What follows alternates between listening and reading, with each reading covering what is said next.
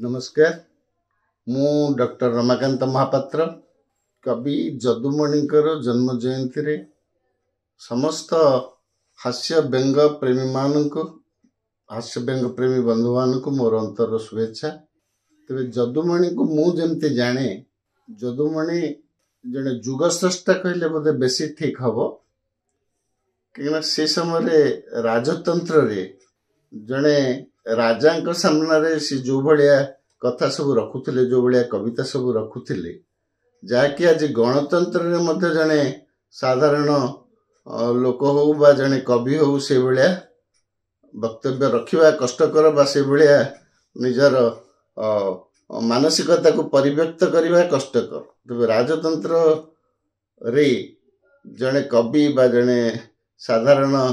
पंडित माने निजको बा कवि मानकु माने राजा ऊर्ध्वरे बोली कहवा केड़े कष्टकर ता केवल विचार योग्य जोटा कि जदुमणि से समय एत साहस करी राजा आगे राजा प्रतिटी कार्य निजर समालोचनामूलक कविता रखुले बा समालोचनामूलक कथा रखुले एवं ताकू जुक्तियुक्त बोली दर्शाउले जोटा कि से समय बा से जुगर गोटे विराट जिनस बा जुग परिवर्तन गोटे नमूना कहले ठीक हम। तेणु प्रकृत में हास्यव्यंगर मणि जदुमणि बा हास्यव्यंगर जड़े श्रेष्ठ सम्मानधारी पंडित बा श्रेष्ठ हास्यव्यंगर जड़े महानायक उत्कलघंट जदुमणि बोली कहवा बेसी उपयुक्त मन हुए। जदुमणिकर जन्म जयंती अवसर रे मु मोर गोटे कवितार किसी पंक्ति जदुमणि को समर्पित करने को चाहिए। कविताटा होची जे हास्यव्यंग कविता तो साधारणतः समालोचना धर्मी ही थाए जे कवि माने बा पंडित माने मध्य समालोचनार पात्र याकु नहीं करी मु दुई चार पद रखिबी। कवि हवा पाई बासना मोर करिछि चाकरी उच्च पदर कला साहित्यर मंगल पाई कला टंका किछि दान रे नेई जे केते केते अनुष्ठान जे कवि गौरव सम्मान मोते करिअछन्ति प्रदान जे खटी खिया एठी कवि रे गणा खोला बजार रे कवि मागणा खुचुरा कवि तो जहाकू जेते खाई अरुआ डालमा बकते जे खरा काकर रे